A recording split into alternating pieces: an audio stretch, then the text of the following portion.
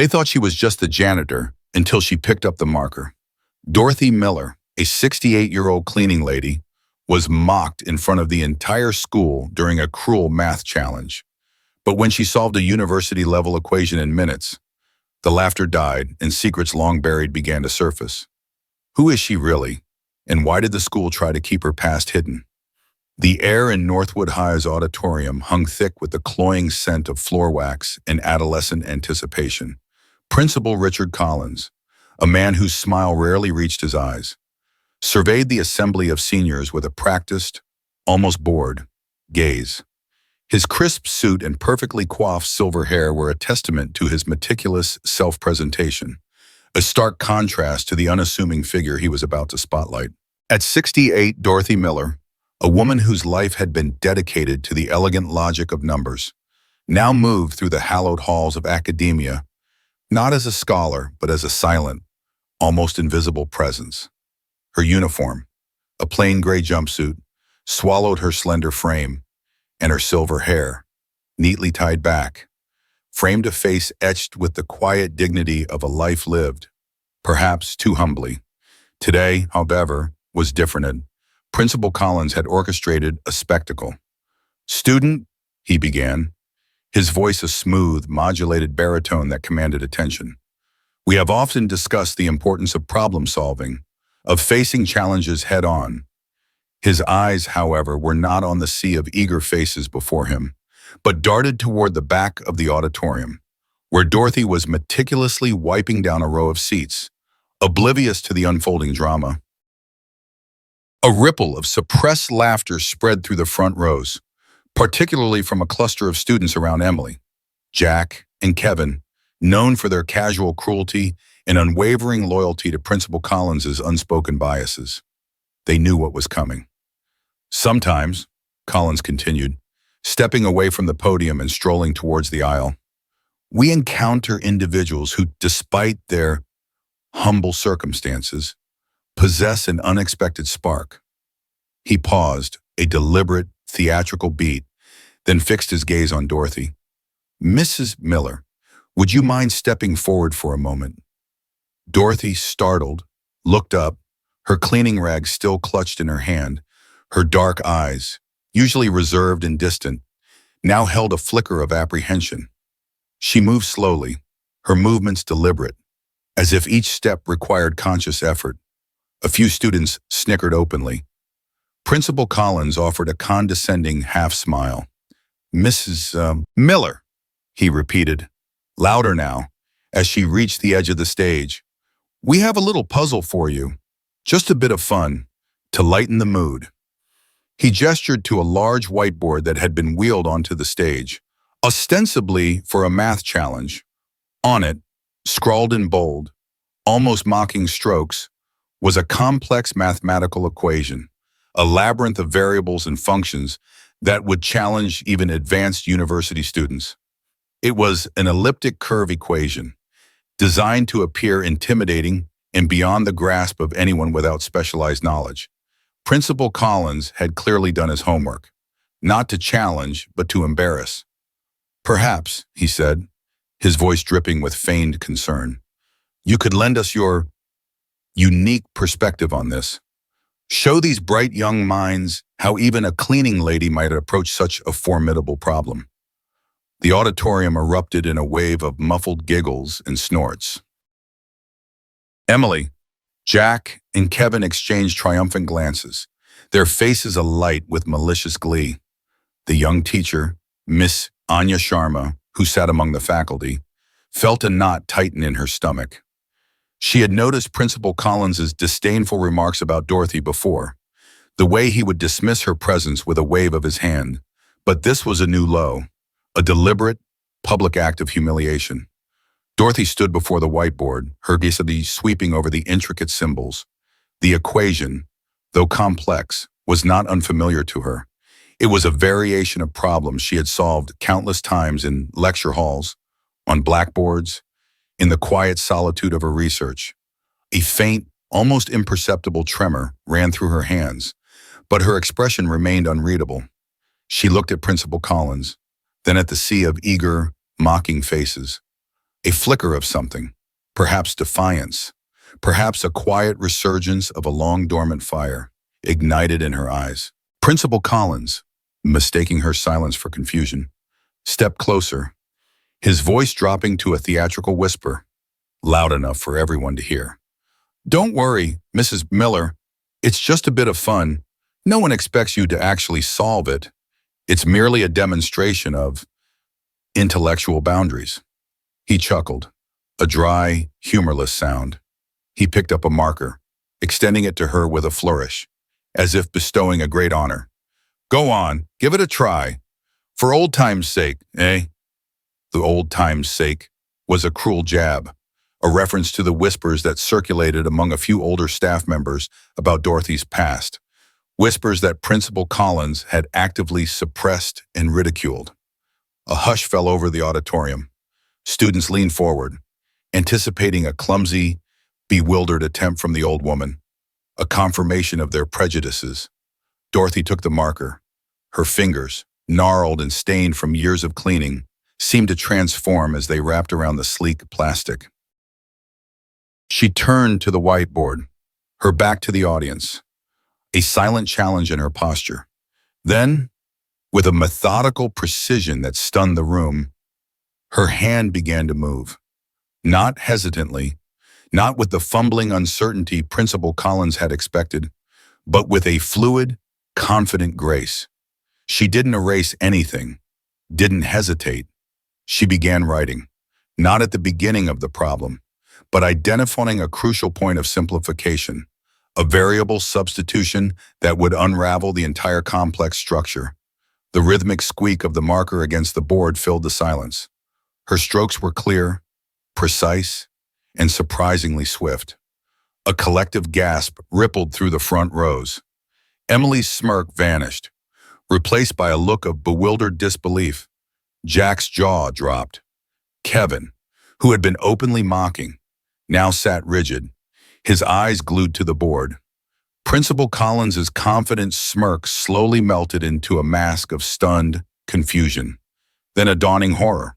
He leaned forward, squinting at the board, trying to comprehend what was happening. The equation so formidable moments ago was being systematically dismantled, each step a testament to a profound understanding of advanced mathematics. Dorothy moved with an effortless authority, her posture straightening, her movements regaining a forgotten rhythm. She wasn't just solving the equation, she was dissecting it, revealing its underlying elegance. She used notations, theorems, and proofs that were well beyond the high school curriculum, beyond even most undergraduate courses. This wasn't guesswork, this was mastery. The whiteboard filled rapidly with elegant, interlocking solutions, each line a testament to decades of rigorous academic pursuit. The auditorium, which moments ago had buzzed with cruel amusement, was now utterly silent, save for the scratching of the marker. The air crackled with a different kind of tension now. Awe, confusion, and a creeping sense of shame among those who had mocked her. Principal Collins stood frozen, his face paling. His carefully constructed facade of superiority crumbled with each stroke of Dorothy's marker. The joke had backfired spectacularly. The humiliation was not hers. It was undeniably, irrevocably his. His eyes darted to Sharma, who sat with a triumphant, almost reverent look on her face. A clear vindication of the injustice she had witnessed. Dorothy, with a final, decisive stroke, wrote the solution, encircled it, and then, without a word, slowly turned to face the assembly. Her gaze, no longer distant, but piercing, swept across the silent faces, lingering for a moment on Principal Collins, then on the stunned, humbled students. Her expression was calm, composed, but held in undeniable power, a quiet triumph that transcended the simple act of solving an equation. The silence in the auditorium stretched, heavy with the weight of revelation and unspoken truths. The silence that followed Dorothy's masterful display was not merely an absence of sound, it was a palpable presence, thick with unspoken questions and the shifting sands of perception. Students who had snickered moments before now stared, their faces a canvas of confusion and awe. Principal Collins, his composure shattered, stumbled backward, his carefully constructed authority collapsing around him like a house of cards. Yet, for Dorothy, this sudden recognition, this piercing glare of the spotlight she had so meticulously avoided, brought not triumph, but a wave of profound, almost suffocating sphere. Her eyes, still holding the faint echo of the equation's intricate beauty, seemed to glaze over, pulling her back, not through time, but through the deep, scarred channels of her past. The year was 1970. The air in the university lecture hall was electric, charged with intellectual fervor and the simmering unrest of a nation grappling with its own contradictions. Dr. Dorothy Miller, then a vibrant, trailblazing mathematician, stood before a sea of eager faces, her voice ringing with clarity as she unraveled the complexities of abstract algebra. She was a prodigy, a Black woman who had defied every societal expectation to not only earn a doctorate from a prestigious institution, but to ascend to a tenured professorship. Her research papers were lauded, her lectures sought after. She was a beacon of brilliance, a symbol of what was possible, even in a world determined to dim her light. But the world, as she knew, was a fragile construct. The ivory towers of academia, for all their talk of enlightenment, were not immune to the pervasive rot of racism. It was a subtle beast, often cloaked in polite smiles and backhanded compliments. Rarely overt, but always present. Her colleagues, predominantly white men, often praised her work but questioned her temperament when she dared to challenge their assumptions. They lauded her intellect but scrutinized her appearance, her every move, her very presence in a space they considered inherently theirs. The true turning point, the devastating blow that shattered her academic career, came during a pivotal tenure review. Professor Sterling, a towering figure in the department, a man whose word carried immense weight, had always treated her with a veneer of cordiality that barely concealed his underlying disdain. He admired her mind, perhaps, but resented her existence. The university was pushing for diversification, a token gesture in the face of growing civil rights movements, and Dorothy was their shining example.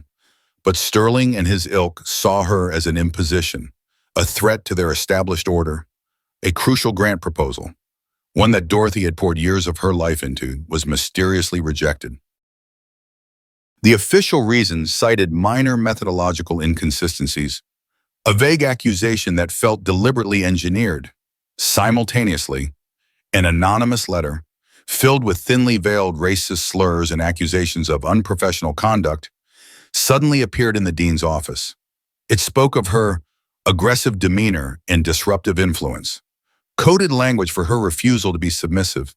Dorothy knew it was a smear campaign, orchestrated by those who felt threatened by her brilliance and her race. She had evidence, a carefully documented timeline of meetings, emails, and conversations that exposed the systemic bias she faced. She presented it to the dean, a man she had once respected, hoping for justice. The dean, a man of performative liberalism, listened with a grave expression, nodding sympathetically. He assured her of a thorough investigation, but the investigation was a sham. The university, fearing scandal and bad publicity, chose to protect its reputation and its powerful, entrenched figures. Dorothy was offered a leave of absence, a euphemism for being quietly pushed out. She was told it was for her own well-being, that the stress of the situation was impacting her. The message was clear: stay silent or be completely destroyed. The public shaming that followed was agonizing. News of her departure spread like wildfire, fueled by whispers and distorted rumors. The academic community, once her sanctuary, now felt like a hostile wilderness. Students who had once looked up to her now averted their eyes, influenced by the insidious narrative. Her phone stopped ringing. Invitations to conferences ceased. Her research, once celebrated, was now quietly shelved, overshadowed by the fabricated controversy. The emotional toll was immense. She felt betrayed not just by individuals, but by the very institutions she had believed in. the principles of meritocracy and intellectual honesty that she had dedicated her life to. The trauma of that period went deeper than professional humiliation. It eroded her trust, not just in systems, but in the idea of public vindication. She saw how easily truth could be twisted, how quickly the powerful could silence dissent. The vibrant, outspoken mathematician retreated inward, scarred by the experience. She understood then that sometimes the greatest battles are fought not with shouts, but with silent endurance. She chose survival over a futile, public struggle that would only leave her more exposed, more vulnerable. She sought anonymity, a refuge from the judgments and prejudices of a world that refused to see her for who she truly was. She became a cleaning lady, a deliberate act of choosing invisibility, a way to reclaim agency by shedding the very identity that had made her a target.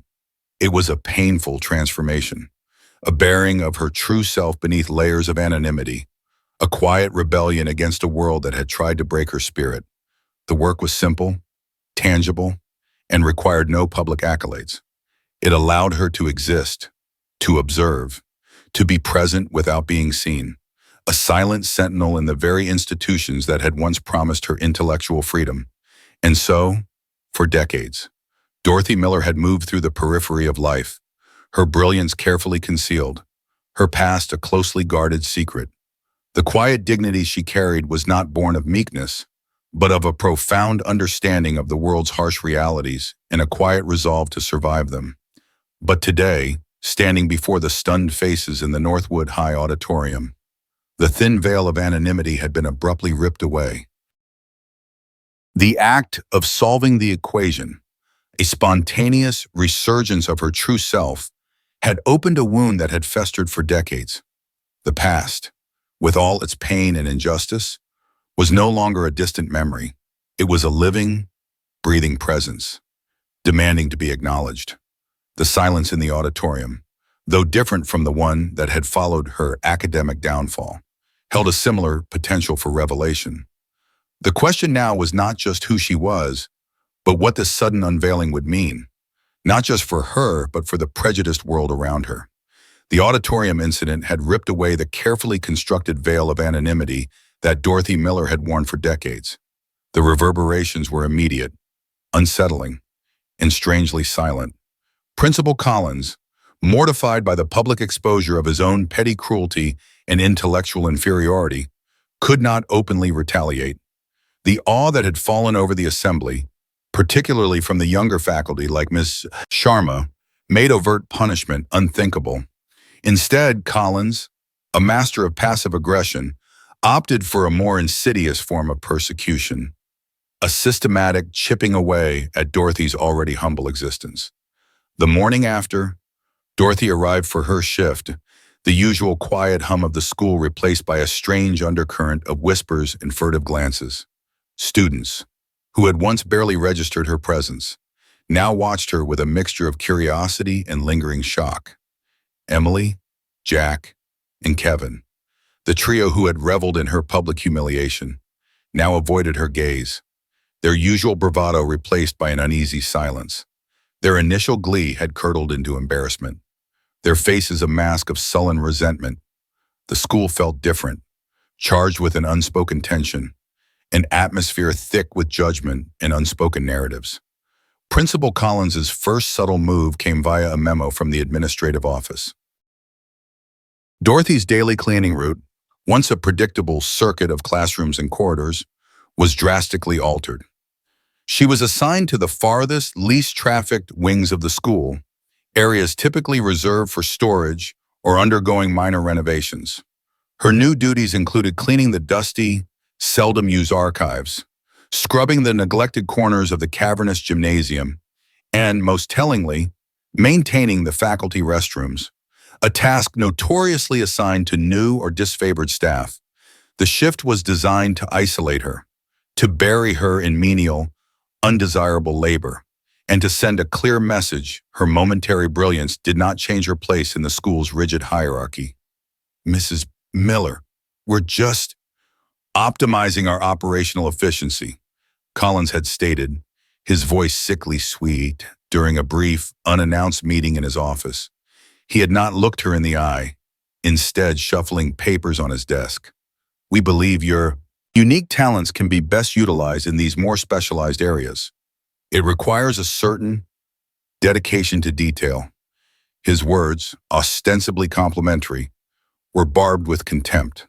A thinly veiled insult disguised as administrative jargon. Dorothy had simply nodded, her expression unreadable, and left without a word. She recognized the tactic. It was the same bureaucratic stonewalling she had encountered decades ago, disguised as concern or efficiency. The new tasks were physically demanding, designed to exhaust her. She spent hours lugging heavy buckets up flights of stairs, scrubbing grime from neglected surfaces, and navigating dimly lit corridors. Her usual lunch hour break, once a quiet respite in the staff room, was now often taken alone in a supply closet, as other staff members seemed to deliberately avoid her, their discomfort palpable. Some averted their eyes. Others mumbled quick greetings and hurried away. The young teacher, Miss Anya Sharma, however, was an exception. Anya often sought Dorothy out, offering a kind word, a shared smile, or a small cup of tea. She watched, appalled, as the subtle abuses escalated, seeing the deliberate isolation and the increased workload for what it was, a cowardly act of vengeance, disguised as policy. One afternoon, as Dorothy was meticulously scrubbing a stain from the gymnasium floor, Principal Collins walked by with a group of visiting school board members. He paused, a theatrical flourish in his posture, and gestured vaguely toward Dorothy. "Ah, Mrs. Miller," he began, his voice booming for the benefit of his guests. "A true testament to our dedication to every aspect of school maintenance, always working diligently, ensuring our facilities are spotless."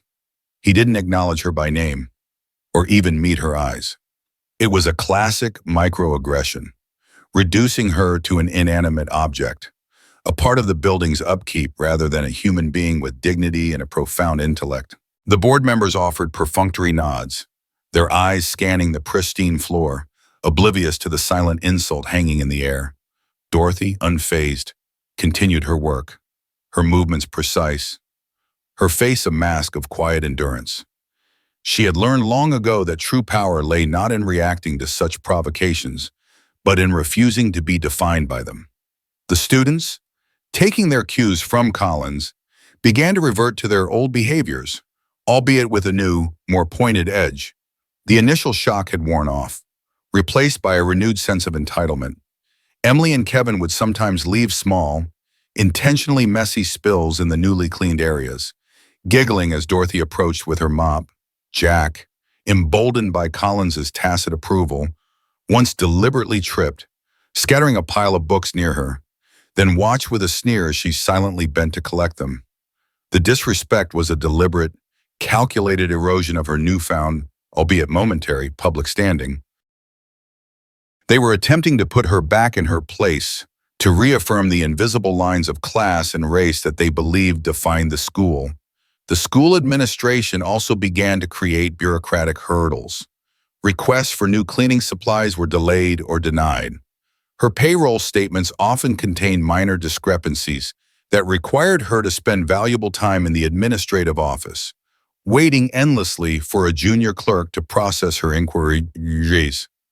These were small, frustrating obstacles, designed to exhaust her spirit and make her feel like an inconvenient burden. They were not direct confrontations, but constant, draining reminders of her perceived powerlessness. Through it all, Dorothy remained outwardly unperturbed. She arrived each day, performed her duties with meticulous care, and left without complaint. Her stoicism was a shield, a silent refusal to grant her tormentors the satisfaction of a reaction. But beneath the surface, a quiet resolve hardened. The past decades had taught her the bitter truth of systemic prejudice, how it burrowed into the everyday, chipping away at dignity, trying to break the spirit. She had survived it once by disappearing, by seeking invisibility. But now, after the whiteboard, after her brilliance had been exposed, that option was no longer viable. The public humiliation, followed by this relentless, insidious campaign of covert discrimination, was pushing her to a point of no return. The question was not if she would act, but when and how. The tension in Northwood High was not just about her, it was about the silent complicity of an entire institution, waiting for someone to finally expose its rot. The suffocating blanket of covert discrimination continued to press down on Dorothy, but beneath its weight, something was stirring. The relentless, petty torments were meant to break her, to force her back into the shadows she had once willingly sought. Instead, they ignited a slow, burning ember of defiance, a quiet resurgence of the woman who had once stood tall in lecture halls. The memory of the whiteboard, the stunned silence, the fleeting glimpse of respect in Ms.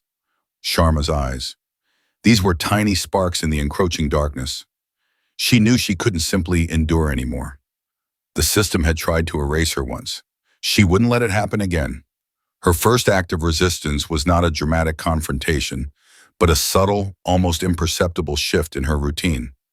Principal Collins had assigned her to the archives, a vast, dusty room filled with decades of forgotten paperwork. It was meant to be isolating, a place where she would be out of sight, out of mind. But for Dorothy, a scholar at heart, the archives became a silent library, a treasure trove of information. As she meticulously cleaned, she also observed. She noticed patterns in the dusty files, discrepancies in budgets, unusual contracts awarded to firms with no prior connection to the school, and most damningly, a series of incident reports concerning students of color that had been quietly dismissed or buried. The reports spoke of unresolved complaints of bullying, racial slurs, and disproportionate disciplinary actions against minority students, complaints that eerily mirrored her own experiences decades ago. She didn't actively search for them, they simply presented themselves, a silent testament to the systemic rot she had long sensed. She didn't overtly copy them, but her extraordinary memory, a tool honed by years of mathematical study, meticulously absorbed the details, dates, names, nature of complaints, and the chilling lack of follow-up. This was her quiet investigation, an accumulation of evidence in the very place designed to bury her. Her second act of resistance involved Miss Anya Sharma. Anya, a young, idealistic teacher, had been a silent ally, her quiet empathy a stark contrast to the school's pervasive indifference. She often lingered after her classes, ostensibly tidying up, but subtly engaging Dorothy in conversation, offering a sympathetic ear. One chilly afternoon, as Dorothy was wiping down tables in the empty cafeteria, Anya approached, her expression troubled. "Mrs. Miller," Anya began, her voice low, I've seen what they're doing, the changes to your schedule, the way Principal Collins speaks to you, it's not right." Her eyes, earnest and compassionate, met Dorothy's. "Is there anything I can do?" Dorothy paused, her cleaning rags still. For so long, she had built walls, distrusting overt gestures of kindness. But Anya's sincerity was undeniable. It resonated with the memory of her younger self, full of similar idealism, before it had been crushed. "They want me to disappear, Miss Sharma," Dorothy replied, her voice soft but with an underlying steel. "They want me to forget who I am." Anya nodded, her jaw tightening. "They won't succeed. Not if we stand together." She then confessed her own frustrations.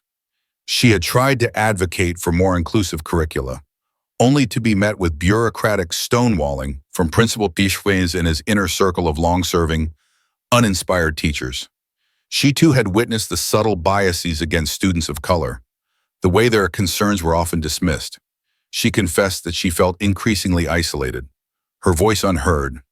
This shared understanding, this quiet acknowledgement of a common struggle against a pervasive, subtle injustice, forged an unexpected alliance.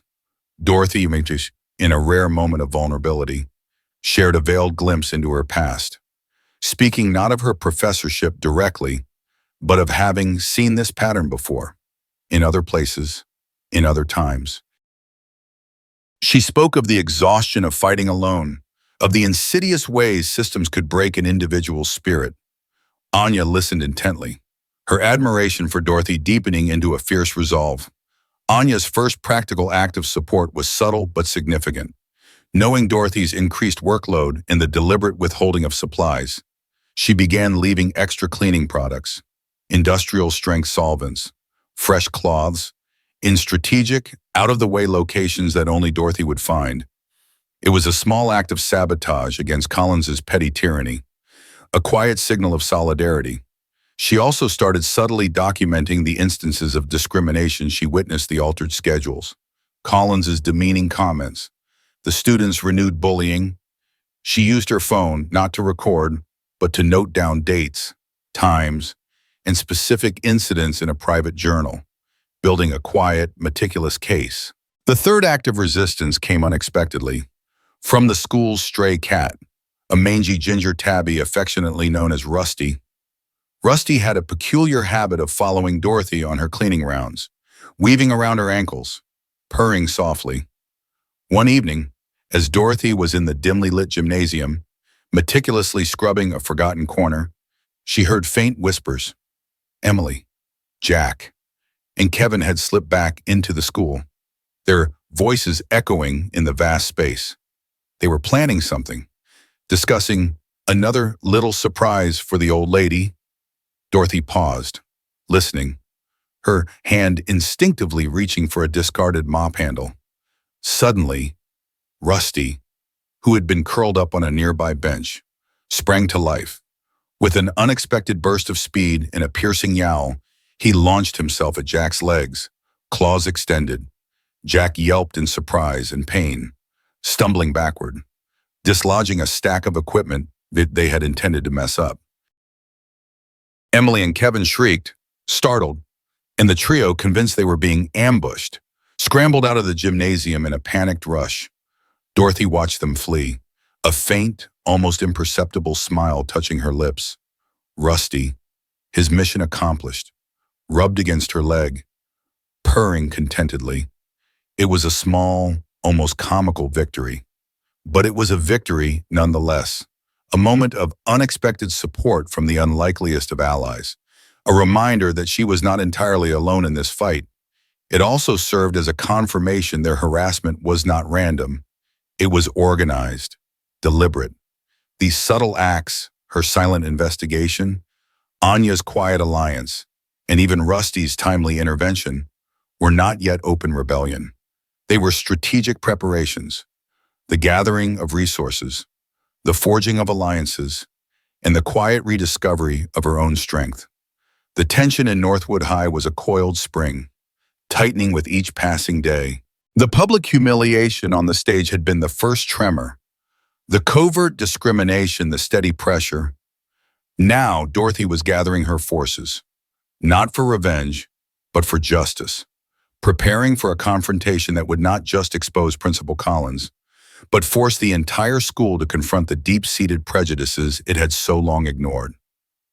The collected evidence from the archives, Anya's meticulous notes, and the lingering public shame from the whiteboard incident had formed a potent, volatile concoction.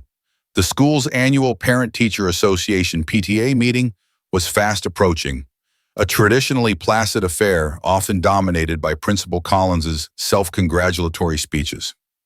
This year, however, Dorothy and Anya saw it as their stage, the perfect arena for a climactic confrontation that would force Northwood High to confront its deeply ingrained prejudices. The PTA meeting was held in the very auditorium where Dorothy had delivered her silent mathematical masterpiece. The air, usually filled with polite murmurs, was thick with anticipation. News of the cleaning lady who solved the impossible equation had spread beyond the school gates, fueled by curious students and a few emboldened parents. Principal Collins, attempting to regain control of the narrative, had planned a lengthy presentation on school achievements and community cohesion. He stood at the podium, his smile a little too wide, his voice a little too jovial, trying to project an image of benevolent leadership. Ms. Anya Sharma, seated amongst the faculty, felt a nervous flutter in her stomach.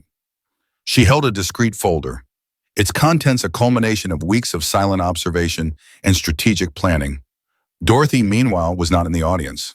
She was ostensibly on duty, cleaning the hallways outside the auditorium, a deliberate choice to highlight her status as an invisible staff member, yet strategically positioned to enter at the crucial moment. Collins droned on about new initiatives, glossing over any real issues. As he neared the end of his address, a parent, Mr. Henderson, whose son had recently faced an unfair disciplinary action, raised his hand. "Principal Collins," he began, his voice firm, "there have been whispers about certain incidents, about how some students, especially students of color, are treated differently, and about Mrs. Miller." Collins's smile faltered. "Mr. Henderson, I assure you, Northwood High is a pillar of equality. Any such rumors are baseless." Before Collins could dismiss him, Anya rose from her seat, her voice, though trembling slightly, cut through the polite murmurs. "Principal Collins, with all due respect, I believe there is evidence to suggest otherwise." She held up her folder. "I have documented numerous instances of what appears to be systemic bias in student disciplinary actions, particularly concerning our minority students. Cases that were dismissed without proper investigation." She then spoke of her own difficulties in advocating for a more inclusive curriculum, citing specific instances of her proposals being blocked or ridiculed. A ripple of unease spread through the room. Parents began whispering, some nodding in agreement, others looking shocked. Collins, visibly flustered, tried to interject. "Ms. Sharma, this is hardly the forum for such unsubstantiated claims. Perhaps we can discuss this privately." "No, Principal," Anya asserted, her voice gaining strength. "This needs to be public, because these aren't just isolated incidents. They reflect a pattern that extends to how staff members are treated, specifically Mrs. Miller." At that precise moment, Dorothy Miller entered the auditorium. She moved with a quiet dignity, pushing her cleaning cart, its squeaking wheels a stark counterpoint to Collins's agitated protests. Her presence immediately drew every eye. She walked slowly, deliberately, towards the front of the auditorium, past the stunned students and the murmuring parents, her gaze fixed on Principal Collins. "Mrs. Miller," Collins exclaimed, his voice laced with desperate authority. "What are you doing? You are disrupting a formal meeting." Dorothy stopped at the edge of the stage, her cleaning cart beside her. She looked at Collins, her eyes piercing, then swept her gaze across the room. "Disrupting?" she questioned. Her voice, usually soft, now resonated with a quiet power that commanded attention, or revealing what has been systematically hidden. She then spoke, not loudly, but with a clarity that cut through the tension. She didn't recount her own past academic trauma, not yet. Instead, she spoke of the archives. "Principal Collins," she began, her voice steady, "for weeks, I have been cleaning the archives, and in doing so, I have come across numerous documents that paint a very different picture of Northwood High's achievements." She then began to cite specific examples, pulling details from her remarkable memory. March 17th last year, a complaint from the parents of Jamal Williams regarding racial slurs used by a teacher, marked insufficient evidence, dismissed. October 5th, the year before, a report from the school counselor about discriminatory practices in advanced placement class selections, filed away, no action taken. She listed dates, student names, and the nature of the dismissed complaints, all verbatim from the buried reports she had observed. Her precise recall of such details was stunning, irrefutable evidence of a deeply entrenched pattern. Collins blanched. He knew she hadn't actively searched those files, yet her memory was a living archive. "Those are confidential records. Mrs. Miller, you have no right." "I have the right of observation, Principal Collins," Dorothy countered, cutting him off with a calm authority, "and the right to force truth when I see injustice. You assigned me to those archives to silence me, to bury me, but you also unwittingly gave me access to the truth you have buried." She then turned to the assembled parents and faculty. "You saw me solve an equation the other day. That was a moment. But the real equation here, the one Northwood High needs to solve, is one of systemic bias, of how a school under its current leadership silences dissenting voices and allows discrimination to fester, often against its most vulnerable students, and even against its own staff." Emily, Jack, and Kevin, who had been sitting in the back, now looked utterly horrified. The casual pranks, the snide remarks, suddenly appeared in a much darker light.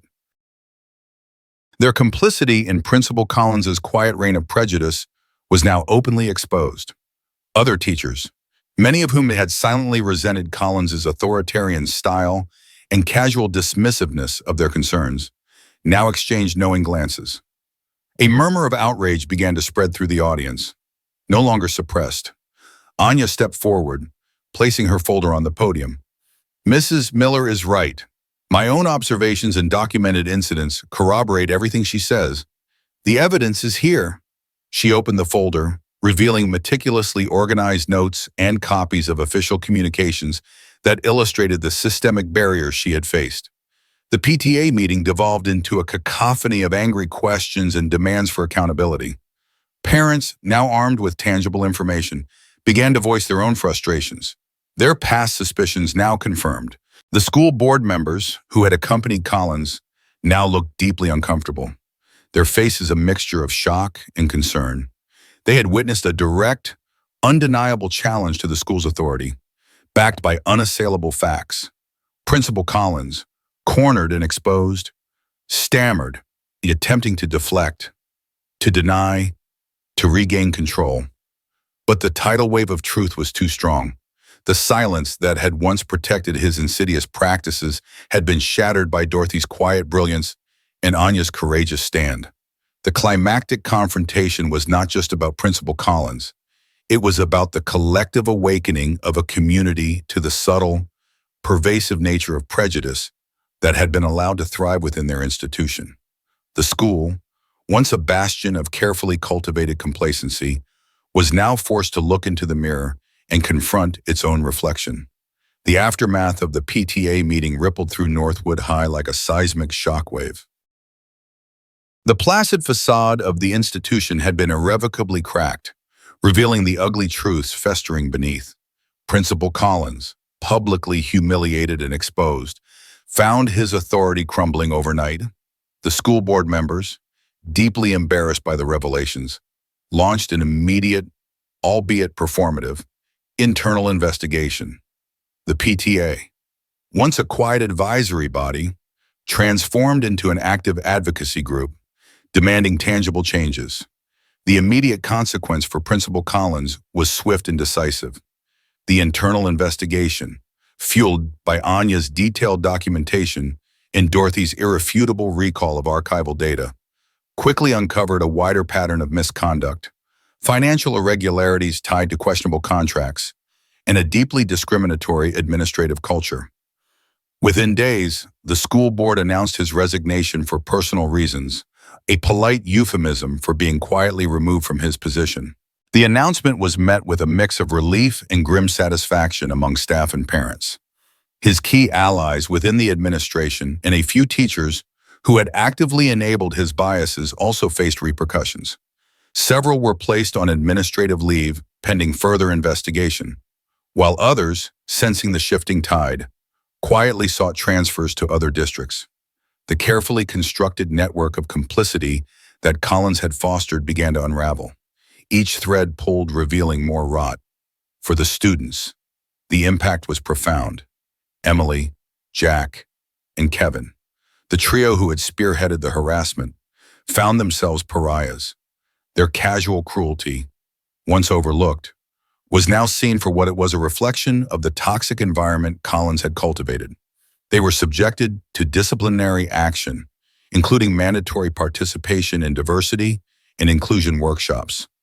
The wider student body, initially shocked, began to process the revelations. Discussions erupted in classrooms and hallways, no longer whispers, but open debates about fairness, privilege, and the meaning of true respect. Some students, inspired by Dorothy's courage, began to share their own experiences of subtle discrimination, creating a ripple effect of self-reflection and dialogue. Ms. Anya Sharma, previously marginalized, emerged as a respected voice for change. Her meticulous record-keeping and courageous stand earned her the admiration of colleagues and parents alike.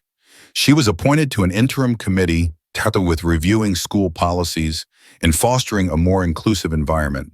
Her proposals for curriculum reform, once dismissed, were now eagerly embraced. The community's response was multifaceted.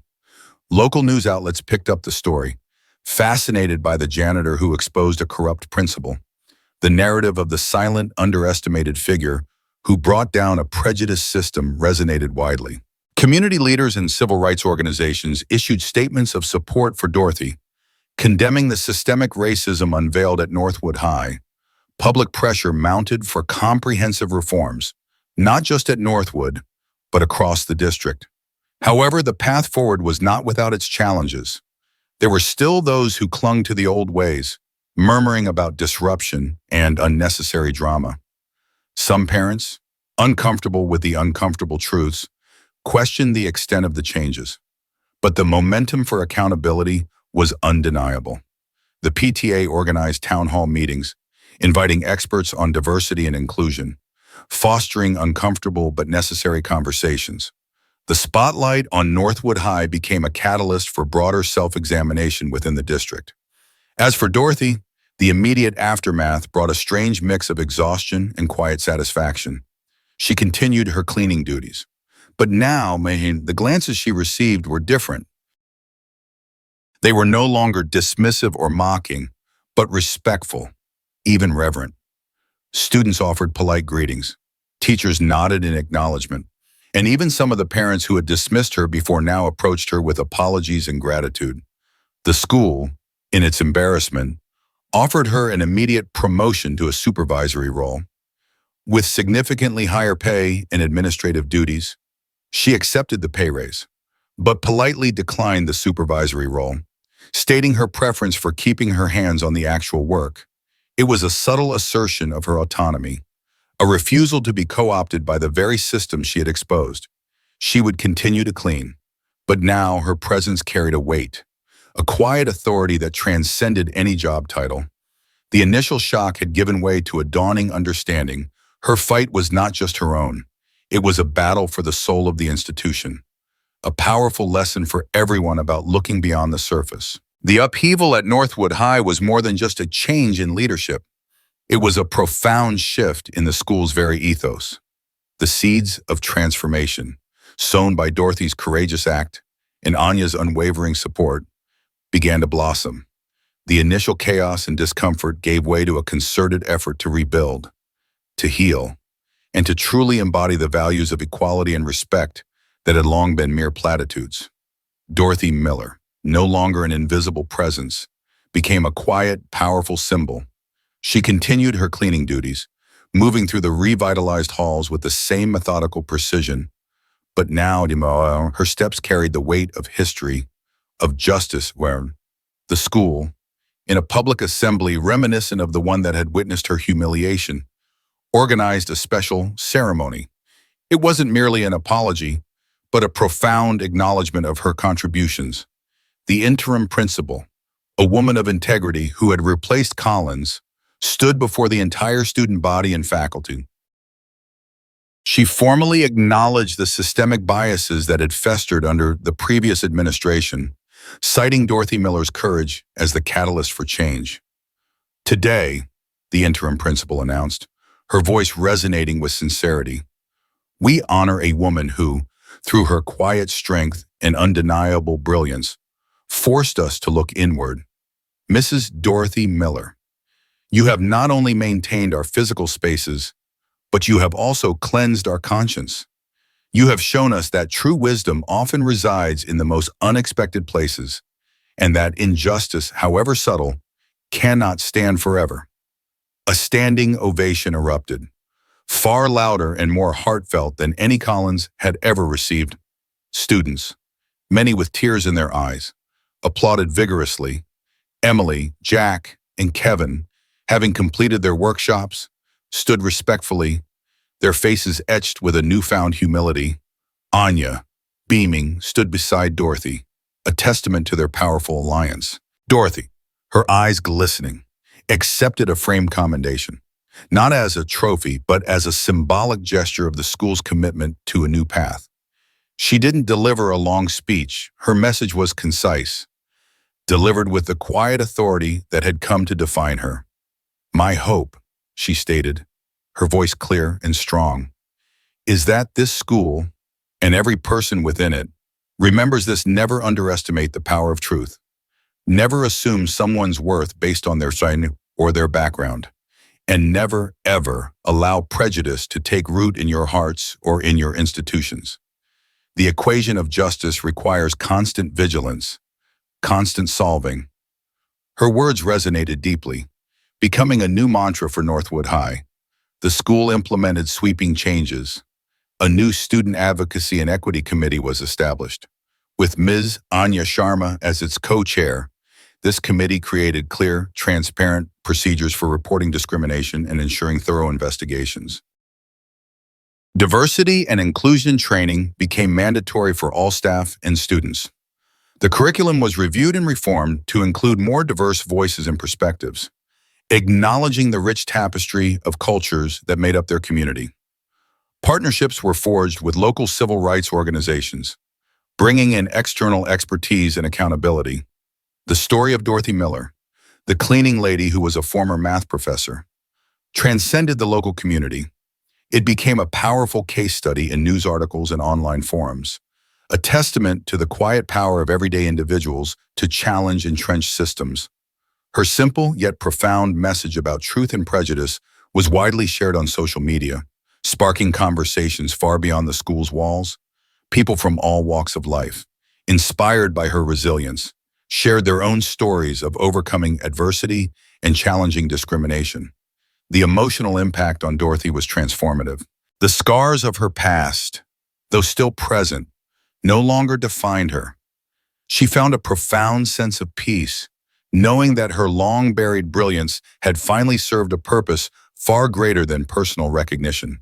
She occasionally held informal math help sessions for struggling students, particularly those from marginalized backgrounds, offering not just academic guidance but quiet mentorship, a testament to her enduring love for education and her belief in every student's potential. These sessions were always humble, often held after her cleaning shifts, a quiet continuation of her true calling. Northwood High became a beacon of genuine change, a model for other schools grappling with similar issues. It was a long, arduous journey, fraught with difficult conversations and lingering resistance from a few. But the foundation laid by Dorothy's courage was unyielding. The school, once a symbol of hidden prejudice, now stood as a testament to the possibility of redemption and growth. Dorothy Miller, the quiet force behind this transformation, continued her work, her presence a constant, living reminder that justice, though sometimes slow, often arrives in the most unexpected forms, carried by the most unlikely of heroes. Leaving behind a clear, resounding message, the fight for equality is an ongoing equation, and every voice, no matter how humble, is a crucial part of its solution.